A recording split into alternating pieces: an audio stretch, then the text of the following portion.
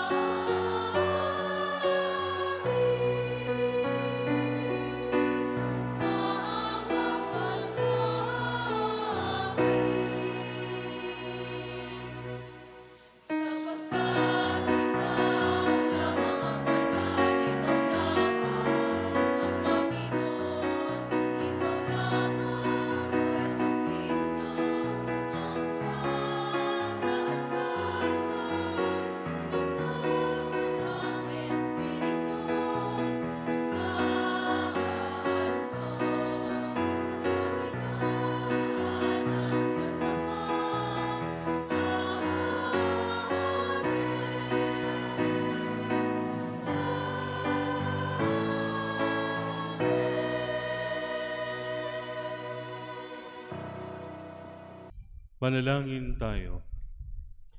Ama naming makapangyarihan, sa pagdiriwang naming ito ng Pasko ng pagkabuhay ng anak mo, pinag-alab mo ang pananalig namin sa iyo.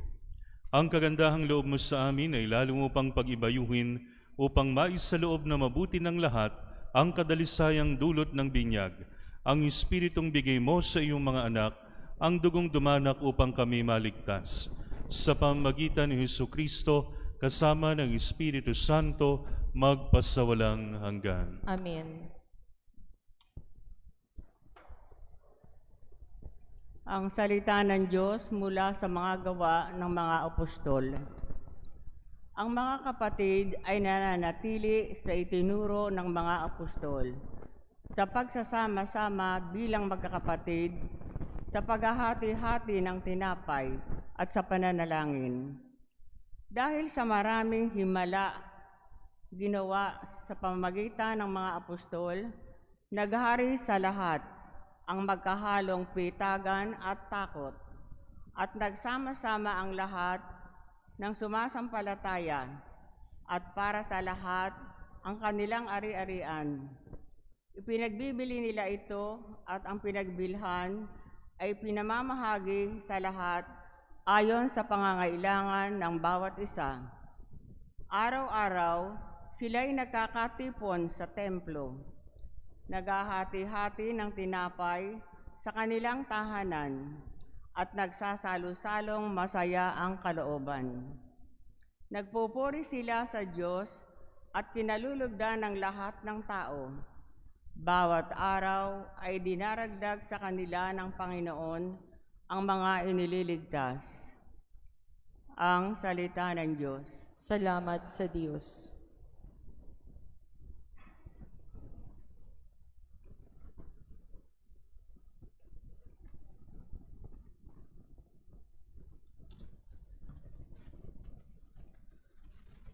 Butihing poon, purihin, pag-ibig niya'y walang maliw. Butihing pooy purihin, pag-ibig niyang walang maliw. Ang taga-Israel, bayaan sa bihit, kanilang ihayag. Ang pag-ibig ng Diyos ay hindi kukupas, mga saserdote ng Diyos na Panginoon, bayaang magsaysay. Ang pag-ibig ng Diyos walang katapusan, lahat ng may takot sa Panginoon Diyos dapat magpahayag, ang pag-ibig niya'y hindi magwawakas. Butihing pooy purihin, pag-ibig niya'y walang maliw. Sinalakay ako't halos magtagumpay ang mga kaaway, dahilan sa poon sila'y napipilan, dahilan sa poon ako'y pinalalakas at ako'y tumatag, siya sa buhay ko ang tagapagligtas. Dinggi ng masayang sigawan sa tolda ng mga hinirang, Panginoon siya'y lakas na napatubay. Butihing pooy purihin, pag-ibig niya'y walang maliw. Ang batong natakwin nangagtatayo ng tirahang bahay, sa lahat ng bato'y higit na mahusay. Ang lahat ng ito ay nagpamalas, ay ang Panginoon Diyos, ang iyong mamasdan ay kalugod-lugod. Butihing pooy purihin, pag-ibig niya'y walang maliw.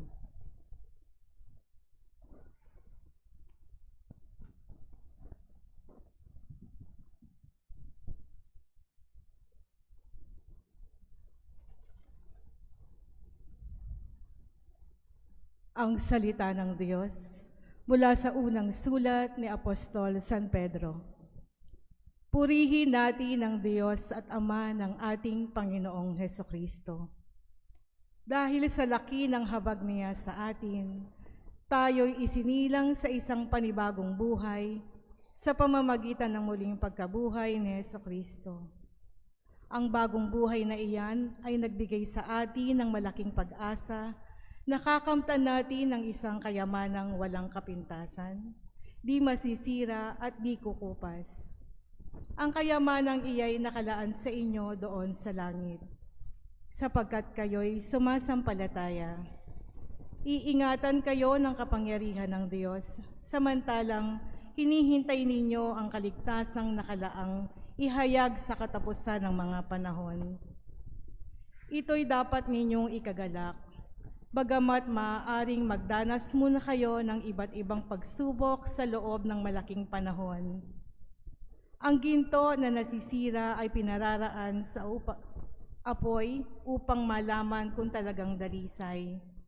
Gayon din naman ang inyong pananampalataya na higit kaysa ginto ay pinararaan sa pagsubok upang malaman kung talagang tapat.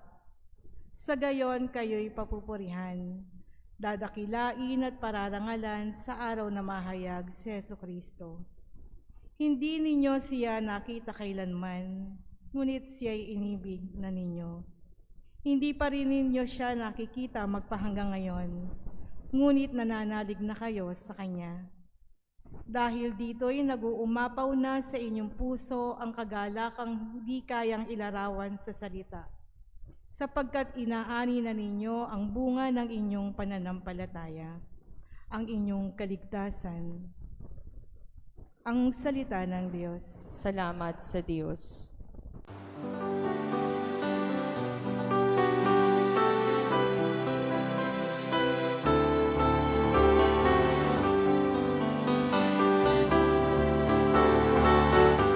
Hallelujah, hallelujah, hallelujah, hallelujah, hallelujah, hallelujah,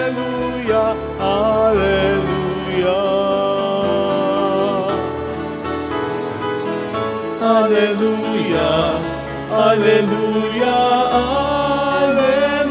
hallelujah, hallelujah, hallelujah. Hallelujah, hallelujah, hallelujah, hallelujah.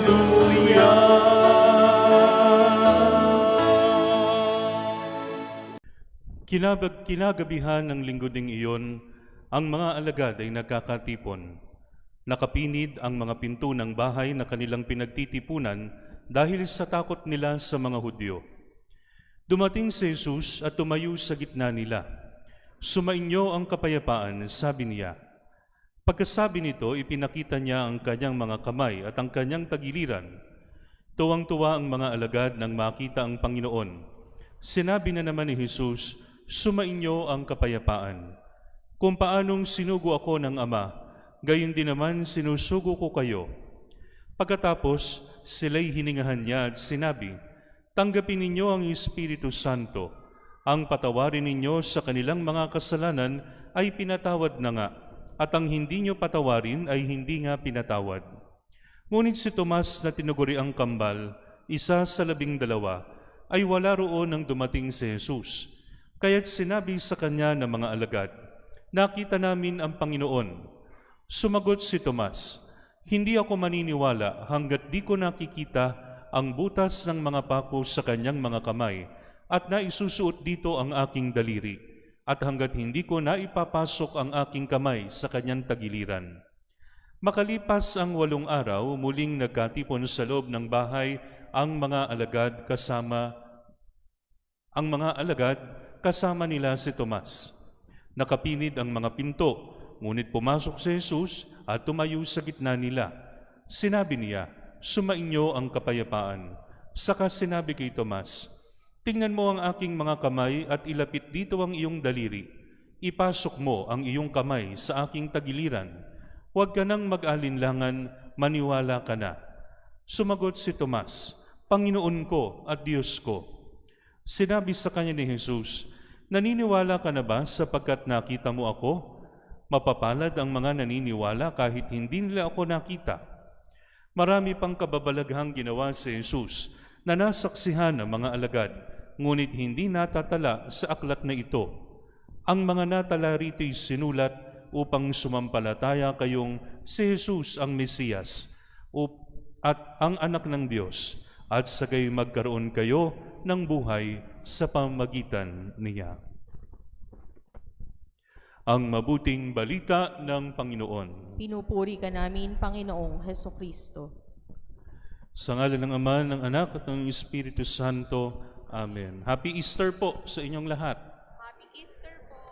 Mga kapatid, nasa loob pa rin po tayo ng Octave of Easter at ngayon pong second Sunday of Easter is the 8th day of the Octave of Easter. 8 araw, simula po pagkabuhay. Magbibilang tayo ngayong araw na to. Dahil Saturday, anticipated Mass, we consider it as a Sunday. Ito po ang 8 araw.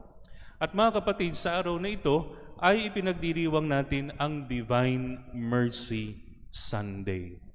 Ang ating pong ebanghelyo, mga kapatid, ay tungkol sa maraming bagay. Pero ang laging naha-highlight dito, yun pong pagdududa ni Tomas. Diba? Sinabi niya, hanggat hindi ko nakikita ang butas sa kanyang mga kamay at naipapasok ang aking kamay sa kanyang tagiliran, hindi ako maniniwala. Pero nung dumating siya at nandun na siya, pinakita ni Jesus ang kanyang buong resurrected body with the wounds. Bakit mahalaga, mga kapatid, yung mga sugat? At dito po sa ating ebanghelyo, 3 sugat ang binanggit. Sugat sa magkabilang kamay at sugat sa tagiliran. Paano nakuha ni Jesus yung sugat dito? Sige nga. Di ba? Inulus siya ng sibat to be sure that he is dead. Di ba? Sinabi, patay na yung 2 magnanakaw sa kanyang tabi. Si Jesus na lang. Ang sabi nung mga alaga, nung mga bantay, para masiguradong siya'y patay na, sibatin ninyo sa tagiliran. At ano po ang lumabas? Dugo at tubig. Bakit mahalaga yung dugo at tubig? Pag tayo po, mga kapatid, nagkakatay ng baboy, saan napupunta ang dugo? Sa dinuguan. Diba? Usually, tayo mga Pilipino, kapag ka nagkatay ng hayop, lalong-lalo na ang baboy, we save the blood. Kasi nasa kultura natin na kinakain natin yon.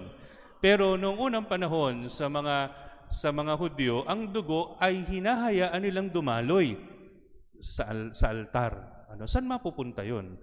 Doon po sa altar may drainage. Diba? May drainage. Ngayon po, saan papunta yung drainage na yan? Yan ay palabas mula sa templo at yan po ay dadaloy sa isang sapa na ang pangalan ay Kidron. Ngayon po, magmumula yan sa templo, ang Jerusalem po ay hilltop. Matatanaw nyo yan. Pagka galing kayo sa ibang lugar, nandun siya sa tuktok. Yung sapa na yan, bumababayan. Doon napupunta yung dugo. Kaya po yung mga pilgrims na manggagaling sa malayong lugar, pag nakita na nila na dumadaloy na ang dugo at tubig doon sa sapa ng Kidron, alam nila na naialay na ng mga high priests ang kordero. Para saan ang kordero? Sa ikapagpapatawad ng mga kasalanan. Yun yung handog nila kay Yahweh. Ano yung dumadaloy sa Kidron? Dugo at tubig. Saan galing yung dugo? Sa kordero. Si Jesus, nung sinibat, may dumaan dito, may lumabas. Dugo at tubig.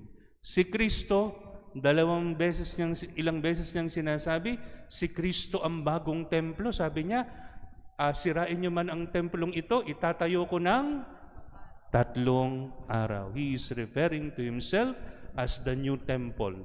Kapag tayo, mga kapatid, ay nagsisimba, kapag mangungumunyo na kayo, anong sinasabi ng pari?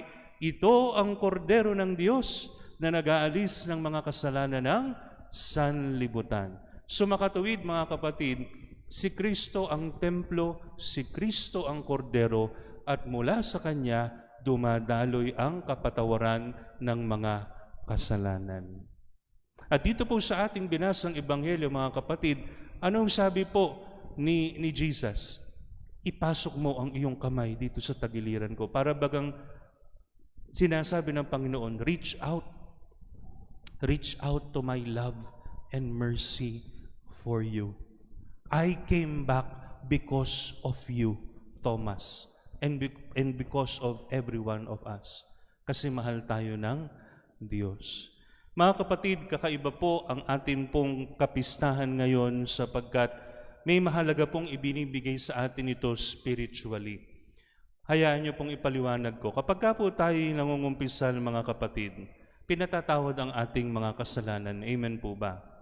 Amen. Ngayon po, mga kapatid, pagka pinatawad ang ating kasalanan, tandaan po natin, ang kasalanan ay hindi natin ginagawa na tayo lang. Hindi lang tayo ang naapektuhan ng kasalanang ginawa natin. Ang kasalanang ginagawa natin, Kahit mag-isa lang tayo, it affects everyone. That is the spiritual dimension of sin. So kapag ka nangumpisal tayo mga kapatid, ang napapatawad yung tinatawag nating eternal punishment. Dalawa ang punishment. Eternal punishment. Ibig sabihin, pag nangumpisal ka, hindi ka mapupunta sa impyerno. Kasi nagbalik loob ka na sa Diyos. Pero may isa pa. May isa pa. Ang tinatawag doon ay temporal punishment. Yun yung epekto ng kasalanan natin na dapat nating pagbayarang puri. Ibig sabihin, we make up for the things that we have done para maibalik uli sa dati yung nasira dahil sa ginawa nating kasalanan. Okay, Father, very abstract. Magbibigay ako ng example. Okay po, pakinggan nyo to. Meron pong ama na may anak na lalaki. Yung anak na lalaki, gustong maglaro ng sipa. Sipa, di ba? Yung sipa. Yung mga nandito ba, alam pa yung sipa? Yung mga bata? Sipa. Okay. Ngayon, ang sabi po nung tatay, huwag kang maglalaro ng sipa malapit sa bahay. Kasi baka mabasag yung bintana. Kasi yung sipa, may tinggayan sa dulo. Pag napalakas ang sipa mo, pwedeng mabasag yung bintana. Ngayon, umalis yung tatay. Dumating ngayon yung mga kalaro ng bata. Halika, laro tayong sipa. Sige. O de, naglaro na sila ng sipa. At ayun na nga, nabasag ang bintana at nag-alisan ang mga kalaro. Pag-uwi ng bahay, nagsorry yung anak doon sa tatay. Patatawarin ba? Patatawarin. Anak yun eh. Patatawarin. Pero, sasabihin ng tatay, hindi ba sinabi ko sa'yo, huwag kang maglaro. Ba't naglaro ka? Ayan tuloy, nabasag. So, ganito mangyayari. Patatawarin kita. Pero, grounded ka. Hindi ka muna pwedeng maglaro. Di ba? Kasi nakabasag ka. At yung nabasag na bintana, pagagawa natin yan. Pero sa allowance mo kukunin. Nakita niyo yung analogy? Pinatawad sa kanyang kasalanan kasi mahal siya eh. Pero yung epekto ng kasalanan na ginawa niya, yung epekto ng pagkakamali, kinakailangan the boy must make up for it. At tayo rin mga kapatid, patatawarin tayo pag nagkumpisal tayo, pero we must make up for the things na nagawa natin. We have to set things right. Ang tawag po doon mga kapatid, reparation. Kung gusto natin ng technical term, reparation. Kaya po mga kapatid, sa Divine Mercy Sunday, pati yung temporal punishment, tinatanggal yun. Tinatanggal yun. All the punishments, tatanggalin ko kung magbabalik loob ka sa akin. At may dalawang condition. Ano yung unang condition? Dapat nakapangumpisal ka at hindi ka nakagawa ng mortal sin after you have confessed your sins. And secondly, mangumunyon ka ngayong Divine Mercy Sunday. Ano po ibig sabihin nito mga kapatid? Para pag pinakinggan natin, parang full of technicalities. Pinaliwanag ko lang po sa inyo how that works. Pero mga kapatid, isa lang po ang pinakikita nito, mahal tayo ng Diyos. Huwag nating sayangin ang pagmamahal na ibinibigay ng Diyos. Bakit po mga kapatid, ito ay ginawa on the second Sunday of Easter? Ano ang nangyari nung si Jesus ay muling nabuhay?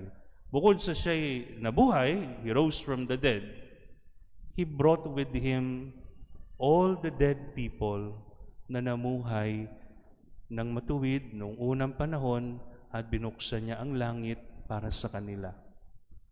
And the same heaven is being opened for us if we admit our sins and come back to Him. Tutulog na, Diyos ko, Panginoon ko po. Yumuyok-ayok na ang mga ulo at sila'y nalagutan na ng hininga. Okay. Mga kapatid, ito po ay napakalaking bagay para po sa ating lahat. Sinasabi po mga kapatid, ni Santa Faustina, yung proponent ng Divine Mercy, na kapag ka itong grasyang ito ay kinuha natin ngayong linggo, para tayong bagong binyag. Para tayong bagong binyag. Kasi nawala na lahat. Even the temporal punishment that we deserve, it will all be erased and deleted because of the love of God for us. Mga kapatid, huwag po nating sayangin ang pagmamahal ng Diyos sa atin. Let's not take the love of God for granted.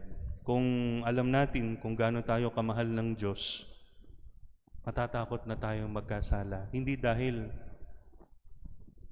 natatakot tayo sa parusa, kundi natatakot tayo na hindi natin pahalagahan yung pagmamahal na ibinibigay niya.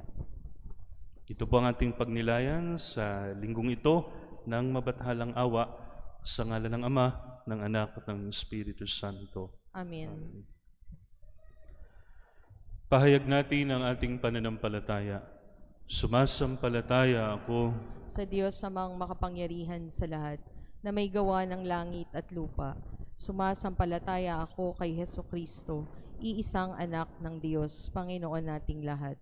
Nagkatawang tao siya lalang ng Espiritu Santo, ipinanganak ni Santa Mariang Birhen, pinagpakasakit ni Poncio Pilato, ipinako sa krus, namatay inilibing, nanaog sa kinaroroonan ng mga yumao, nang may ikatlong araw na buhay na maguli, umakyat sa langit, naluluklok sa kanan ng Diyos amang makapangyarihan sa lahat. Doon magmumula ang paririto at hukom sa nangabubuhay at nangamatay na tao. Sumasampalataya naman ako sa Diyos Espiritu Santo, sa banal na simbahang katolika, sa kasamahan ng mga banal, sa kapatawaran ng mga kasalanan, sa pagkabuhay na muli na nangamatay na tao, at sa buhay na walang hanggan. Amen. Magsiluhod po ang lahat. Pagtatalaga ng buong bansa sa mabathalang awa. Kabanal-banalang maawaing Jesus, Ikaw ang mukha ng awa ng Ama. Mula sa awa ay tinawag mo kami na maging maawain tulad ng Ama, ang misyong ipinagkatiwala mo sa amin. Sa ganap na pagtitiwala at pananalig sa iyong walang hanggang karagatan ng pag-ibig, itinatalaga namin ang aming sarili sa iyo at inilalagak ang aming sarili sa ilalim ng pag-iingat ng iyong maawaing pagkalinga. Ipinagkakaisa namin ang aming sarili sa iyong ganap na pag-aalay, kaysa ng Espiritu Santo patungo sa Ama, upang kami ay ganap na mapanibago ng iyong awa. Maawa ka sa amin dahil sa digmaan ng mga bansa at sa mga pananakot na gumugulo sa bawat isa sa amin.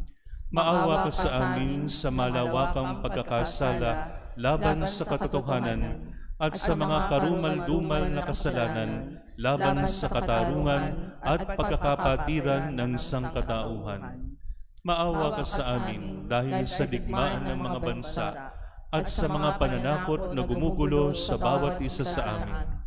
Maawa ka sa amin sa malawakang pagkakasala laban sa katotohanan at sa mga karumal-dumal na kasalanan laban sa katarungan at pagkakapatiran ng sangkatauhan. Maawa ka sa amin sa mga kalapastangan ng ginawa laban sa iyong mabathalang awa at sa kasuklam-suklam na panlilibak sa mahihina at mahihirap. Maawa ka sa amin sa mga pang-aabuso sa dangal ng tao, mga kasalaban laban sa buhay, pag-ibig at pamilya. Tulungan mo kami, O Panginoon, na maipamalas namin ang iyong awa sa aming kapwa. Ingatan mo kami bilang iyo, nang sa oras ng pagsubok ay di kami mawala ng pag-asa, kundi may lubos na pagtitiwala ay magpasakop kami sa iyong banal na kalooban. Gawin mo kaming kasangkapan ng kaaliwan sa iba, lalo na sa mga nawawala ng pag-asa at hindi nagtitiwala sa iyong awa. Naway makilala ng lahat ng tao ang iyong hindi masukat na awa, magtiwala sa iyong awa. Tulungan mo kami, O Panginoon, na maipamalas namin ang iyong awa sa aming kapwa. Ingatan mo kami bilang iyo, nang sa oras ng pagsubok ay di kami mawalan ng pag-asa, kundi may lubos na pagtitiwala ay magpasakop kami sa iyong banal na kalooban. Gawin mo kaming kasangkapan ng kaaliwan sa iba, lalo na sa mga nawalan ng pag-asa at hindi na nagtitiwala sa iyong awa. Naway makilala ng lahat ng tao ang iyong hindi masukat na awa, magtiwala sa iyong awa at luwalhatiin ang iyong awa magpasawalang hanggan. Jesus, Hari ng awa, Kami nananalig sa iyo. kami iyo iyo ng ng lubos. Amen. Amen. Magsiupo po ang lahat.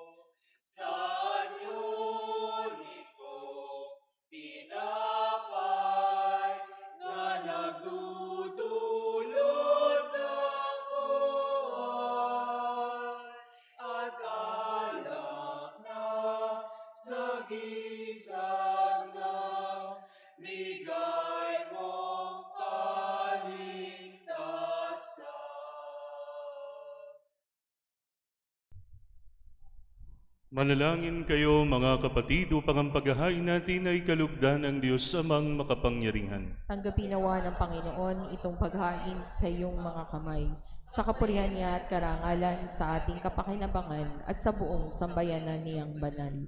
Ama naming lumikha, tunghayan mo ang mga alay ng iyong sambayanan upang ang iyong binigyan ng bagong buhay sa pagsampalataya sa iyong ngalan at pagkadalisay noong sila'y binyagan ay makapakinabang sa ligayang walang katapusan sa pamagitan ni Hesukristo kasama ng Espiritu Santo magpasawalang hanggan. Amen. Sumainyo ang Panginoon. At sumayo rin, Itaas sa Diyos ang inyong puso at diwa. itinaas na namin sa Panginoon. Pasalamatan natin ang Panginoong ating Diyos. Marapat na siya ay pasalamatan. Ama naming makapangyarihan, tunay ngang marapat na ikaw ay aming pasalamatan ngayong ipinagdiriwang ang paghahain ng Mesiyas, ang maamong tupa na tumubos sa aming lahat. Sa paghahain ng sariling buhay at sa pagkabuhay ng anak mong mahal, nabuksang ganap ang iyong tahanan at kaming pinaghaharian mo'y naging kasambahay. Sa pagkamatay niya sa krus na lupig ang kamatayan, sa kanyang pagkabuhay naging buhay siya ng tanan. Kaya kaisa ng mga anghel na nagsisiawit ng papuri sa iyo nang walang humpay sa kalangitan, kami nagbubunyi sa iyong kadakilaan.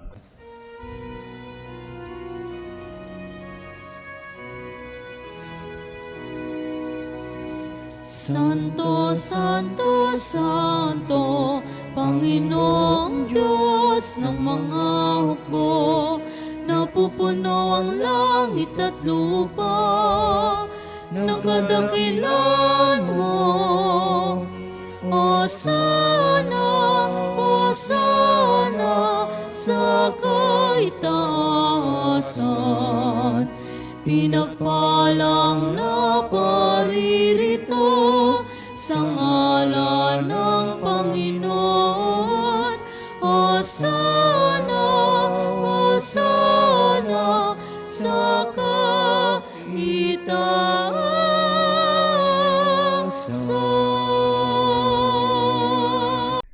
Ama naming banal, ikaw ang bukal ng tanang kabanalan, kaya't sa pamagitan ng iyong Espiritu, gawin mong banal ang mga kaloob na ito, upang para sa aming maging katawan at dugo ng aming Panginoong Hesukristo. Bago niya pinagtiis ang kusang loob na maging handog, hinawakan niya ang tinapay, pinasalamatan kanya, pinaghati-hati niya iyon. Iniabot sa kanyang mga alagad at sinabi, "Tanggapin ninyong lahat ito at kanin. Ito ang aking katawan na ihahandog para sa inyo."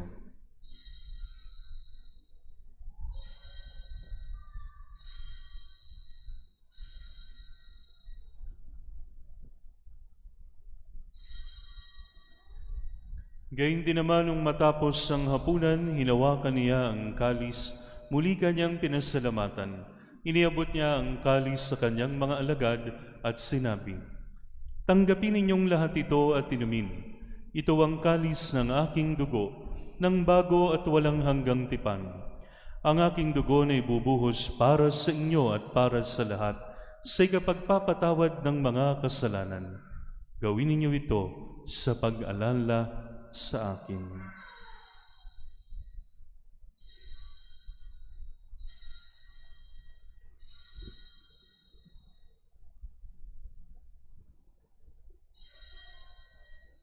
Ipagbunyi natin ang misteryo ng pananampalataya.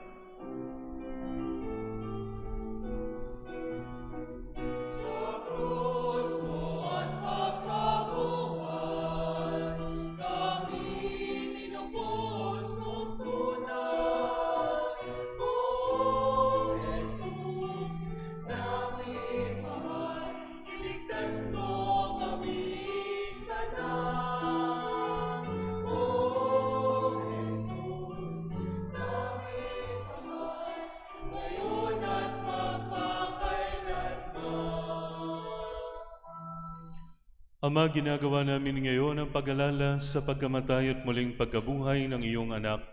Kaya tiniaalay namin sa iyo ang tinapay na nagbibigay buhay at ang kalis na nagkakaloob ng kaligtasan. Kami nagpapasalamat dahil kami iyong minarapat na tumayo sa harap mo para maglingkod sa iyo. Isinasamo namin kaming magsasalo-salo sa katawan at dugo ni Kristo ay mabuklod sa pagkakaisa sa pamagitan ng Espiritu Santo. Amalingapin mo ang iyong simbahang laganap sa buong daigdig. Puspusin mo kami sa pag-ibig kaysa ni Leon na aming Papa, ni Dennis na aming Obispo at ng Tanang Kaparian. Alalahanin mo rin ang mga kapatid naming nahimlay, lalo na si Benedicto, na may pag-asang sila'y muling mabubuhay, gayon din ang lahat ng mga pumanaw. Kaawaan mo sila at patuloyin sa iyong kaliwanagan. Kaawaan mo at paging dapatin kaming lahat na makasalo sa iyong buhay na walang wakas, kaysa ng mahal na Birheng Maria na Ina ng Diyos, kaysa ni San Jose, kaysa ng mga apostol at lahat ng mga banal, na namuhay dito sa daigdig ng kalugod-lugod sa iyo. May pagdiwang nawa namin ang pagpupuri sa ikararangal mo sa pamagitan ng iyong anak na aming Panginoong Hesukristo. Sa pamagitan ni Kristo, kasama niya at sa Kanya, ang lahat ng parangal at papuri ay sa iyo, Diyos amang makapangyarihan, kasama ng Espiritu Santo, magpasawalang hanggan.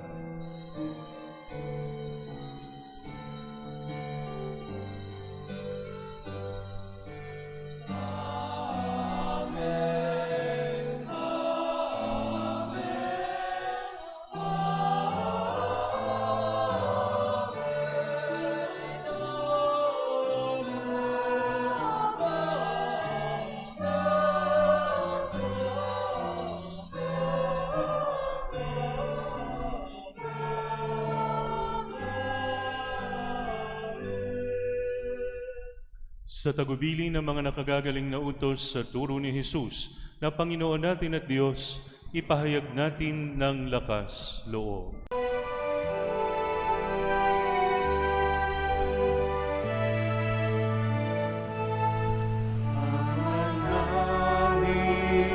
Sumasalangit ka, sambahin ang ngalan mo.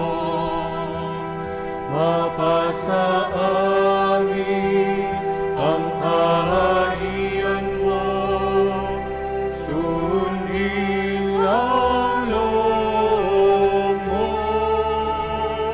Dito sa lupa para ng sa langit, bigyan mo po kami ngayon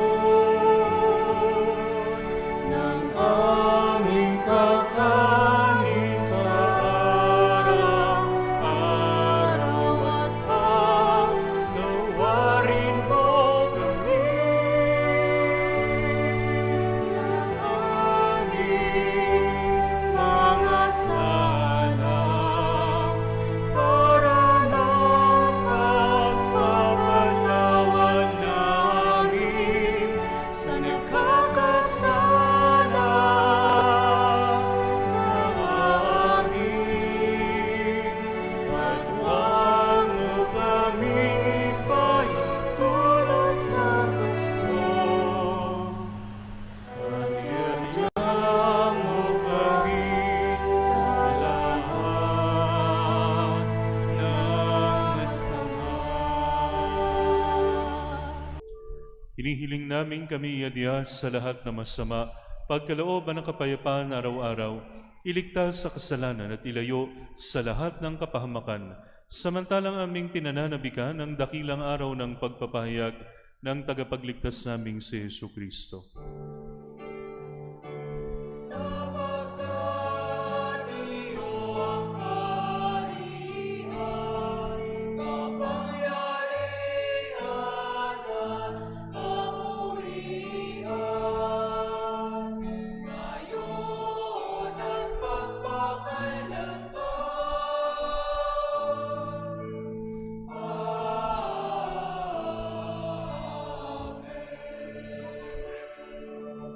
Panginoong Hesukristo, sinabi mo sa iyong mga apostol, kapayapaan ang iniiwan ko sa inyo, ang aking kapayapaan ang binibigay ko sa inyo. Tunghayan mo ang aming pananampalataya at huwag ang aming mga pagkakasala.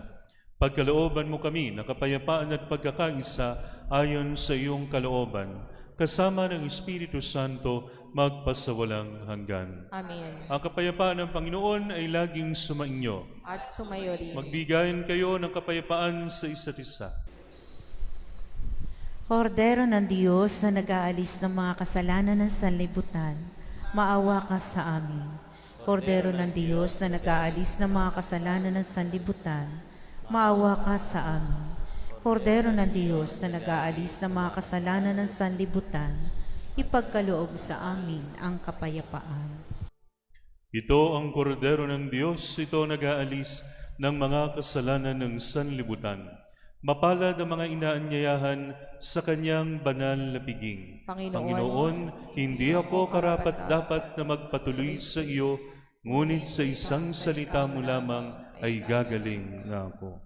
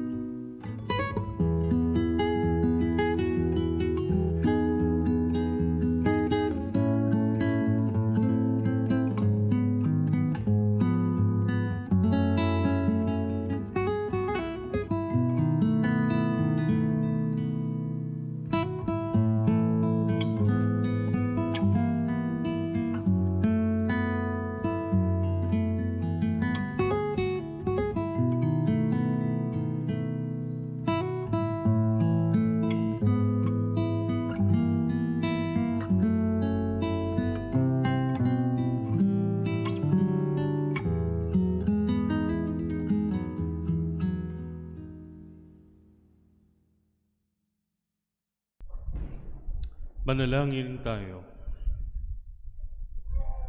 Ama naming mapagmahal, ipagkaloob mong aming mapakinabangan ang banal na piging ng Pasko ng Pagkabuhay at patuloy na umiral sa aming kalooban sa pamagitan ni Hesukristo kasama ng Espiritu Santo magpasawalang hanggan. Amen. Magsiluhod po ang lahat. Oratio Imperata para sa pandaigdig na kapayapaan. Ama ng kapayapaan, nilikha mong may itinakdang kaayusan ng sangnilikha. Subalit pumasok ang kaguluhan dahil sa kasalanan.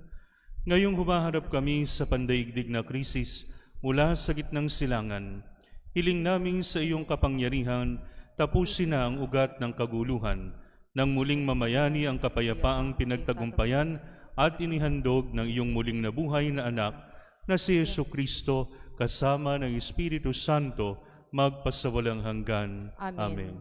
O Maria, Ina ng Kapayapaan, Ipanalangin mo kami. San Lorenzo Ruiz, Ipanalangin mo kami. San Pedro Calungsod, Ipanalangin mo kami. magsitayo po ang lahat. Sumainyo ang Panginoon, At sumayo rin. at pagpalain kayo ng makapangyarihang Diyos Ama, Anak at Espiritu Santo, Amen. na iyalay ng banal na misa, humayo kayong taglay ang kapayapaan ni Kristo Alleluia, Alleluia. Salamat sa Diyos. Alleluia, Alleluia.